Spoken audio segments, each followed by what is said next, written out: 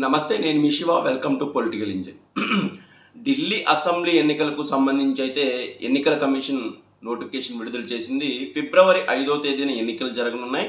జనవరి 17వ తేదీ నుంచి నామినేషన్లు స్వీకరిస్తారు. సో ఫిబ్రవరి 10వ తారీఖున ఎలక్షన్ రిజల్ట్ అయితే రానుంది. సో ఈ ఎన్నికలు ఇండియాలో సరికొత్త చరిత్రను, పూర్తి స్థాయి ప్రత్యామ్నాయ రాజకీయ వ్యవస్థ పెంపుదలను ప్రశ్నించే ఎన్నికలు.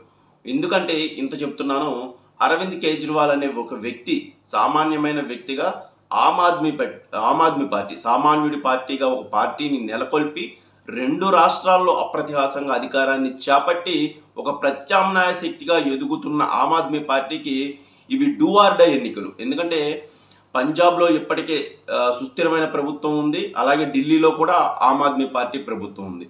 సో కాంగ్రెస్ తర్వాత అతిపెద్ద జాతీయ పార్టీగా ఎదుగుతున్న ఆమ్ ఆద్మీ పార్టీ ఎలా ముందుకు వెళ్ళనుంది, తన అధికారాన్ని ఎలా నిలుపుకోనుంది ఢిల్లీలో అనేది చాలా కీలకం ఈ ఎన్నికల్లో. అంటే ఇప్పటికే వరుసగా రెండు పర్యాయాలు మంచి విజయాన్ని దక్కించుకున్న ఆమ్ ఆద్మీ పార్టీ మూడవసారి ఎలాంటి స్టెప్ తీసుకోబోతుంది, ఎలా ముందుకు వెళ్ళబోతుంది, ఎలా ఎన్నికలను ఎదుర్కొని విజయం సాధించబోతుంది, లేకపోతే ఎలా దాని ఫలితాలు ఎలా చూడబోతుంది అనేది అయితే చాలా కీలకం. సో జాతీయ స్థాయిలో బీజేపీ కాంగ్రెస్కు ప్రత్యామ్నాయంగా ఆమ్ ఆద్మీ పార్టీ ఒకప్పుడైతే ఎదుగుతుంది అన్న ఆశల నేపథ్యంలో ఒక పక్క పంజాబ్లో అధికారానికి దగ్గర అవడం, అలాగే గుజరాత్లో కొన్ని మున్సిపాలిటీల్లో కొన్ని కౌన్సిలర్ సీట్లు గెలుచుకోవడం, అలాగే దక్షిణ భారతదేశంలో కూడా గోవా, కేరళ లాంటి చోట్ల కాస్త ప్రాబల్యం పెంచుకోవడం, అలాగే హర్యానాలో పూర్తి స్థాయిలో అధికారం వరకు వెళ్తామన్న ధీమాన్ని పెంపొందించుకోవడం, అలాగే ఉత్తరాదిలో బీహార్, ఉత్తరప్రదేశ్ లాంటి చోట్ల కాస్త ప్రాభవం మూటగట్టుకోవడం వంటి విషయాలు ఆమ్ ఆద్మీ పార్టీ చేసింది. ప్రత్యామ్నాయంగా వెళ్ళబోతోంది ఆమ్ ఆద్మీ పార్టీ అన్న సూచనలు కూడా చేసింది. సో ఇప్పుడు ఢిల్లీలో ఉన్న 70 అసెంబ్లీ సీట్లలో మొదటిసారి అధికారంలోకి వచ్చినప్పుడు 67 సీట్లు, అంటే 70 సీట్లలో 67 సీట్లు ఆమ్ ఆద్మీ పార్టీ గెలుచుకుంది. రెండవసారి అధికారం వచ్చినప్పుడు అంటే 2020లో రెండవసారి మళ్ళీ అరవింద్ కేజ్రీవాల్ ముఖ్యమంత్రి అయినప్పుడు 62 సీట్లకు పరిమితమైంది, అంటే 5 సీట్లు తగ్గాయి. సో 2022 తర్వాత ఆమ్ ఆద్మీ పార్టీ యొక్క నడత కాస్త మారింది. ఢిల్లీ ఓటర్లలో కూడా కాస్త చైతన్యం అయితే వచ్చింది.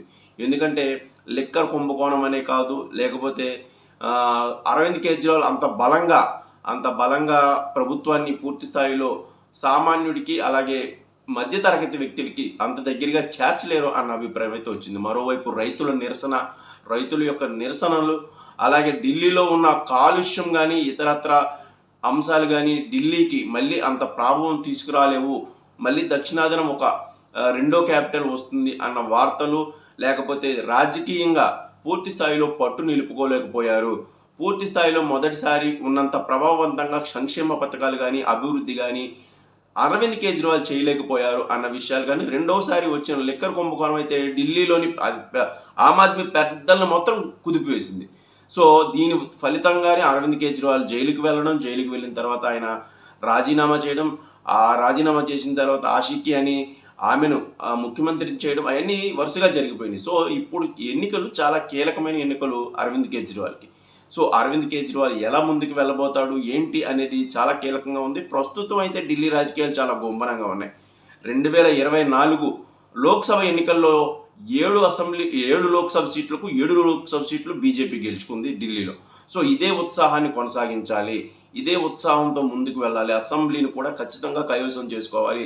చాలా రోజుల నుంచి ఢిల్లీ అసెంబ్లీ అందని ద్రాక్షగా ఉంది బీజేపీకి. సో దీన్ని ఎలాగైనా పట్టు సాధించాలి అని తహతహలాడుతున్న బీజేపీకి ఇప్పుడు ఈ ఎన్నికలు చాలా కీలకమైనవి, చాలా ఎక్కువగా దృష్టి పెడతారు.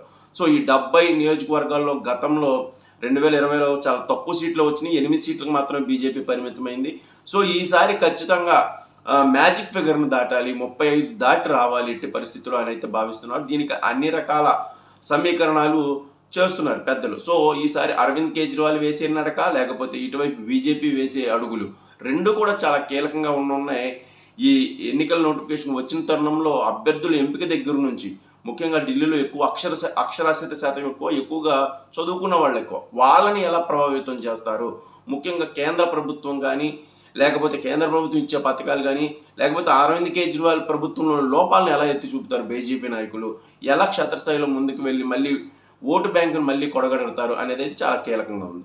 సో అరవింద్ కేజ్రీవాల్ కూడా తన పార్టీని మళ్ళీ పునర్వైభవం తీసుకువెళ్తారా, లేకపోతే ఒకసారి ఢిల్లీలో కనుక మళ్ళీ ఓడిపోతే పంజాబ్లో కూడా ఆ ప్రభుత్వం ఉంటుందో ఉండని పరిస్థితి, తెలియని పరిస్థితి, అయోమయ పరిస్థితి. సో దాన్ని ఎలా సస్టైన్ చేయగలరు అరవింద్ కేజ్రీవాల్?